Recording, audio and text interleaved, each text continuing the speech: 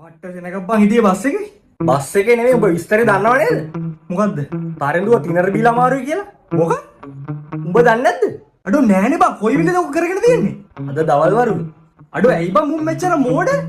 නෑ ඉතින් බං උඩ සෑහෙන ප්‍රශ්නයක් තිබ්බ පට්ට කලකිරීමෙන් ජීවත් වුනේ.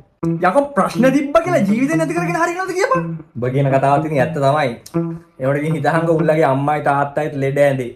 අර ඉඩම සින්න වෙලා අයියා ආගියතක් නෑ හොයාගන්න. යකෝ ජීවිතයක් නැති කරගෙන අතර ඕ ප්‍රශ්නද බං? දැන් මට කියන් අර අම්මයි තාත්තයි බලාගන්න කවුද? ඒවට නෑ මුලින් කියන් ඌට කොහොමද කියලා? ඌට අමාරුයි බං.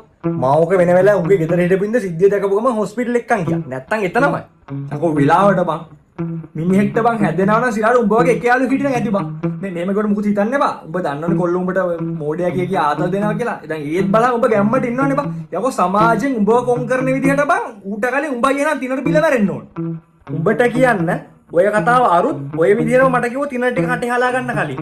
අඩෝ සානක උඹ ඉන්න හින්දා මට ප්‍රශ්න ටික හරි කතා කරන කවුරු හරි ඉන්නවා. නැත්තම් බං මම මෙලාට එල්ලෙලා මැරිලා කිව්වා. යකෝ එහෙමත් කියලාද ඌ තිනර බිව්වේ? ඒකනේ කියන්නේ. අපි දැන් ඔහොම කතා කරගෙන ඉන්නකොට මූට ඉක්කාවක් ආවා හරි. එපාර මට මේ විදුරක් දීලා කිව්වා වතුරක් පුරවන් වරෙන් කියලා. මම කුස්සියට ගියා. මගේ අතින් වැරදිලා වතුර කෑන්නේ කියලා තිනර කෑන්න එකෙන් තමයි පුරවන් ගවිලා තියෙන්නේ. මූක බිව්වනේ. අඩ උඹ කිව්වත් වගේ බං මට කොල්ල මෝඩය කියන එක හරි වැරදි බං. නෑ සිරාවට කියන්නේ. නෑ උඹ හිතපන් ඕක වෙද්දි බං මං උල්ලා ගෙදර හිටියේ නැත්තම් ඌ එතනමයි.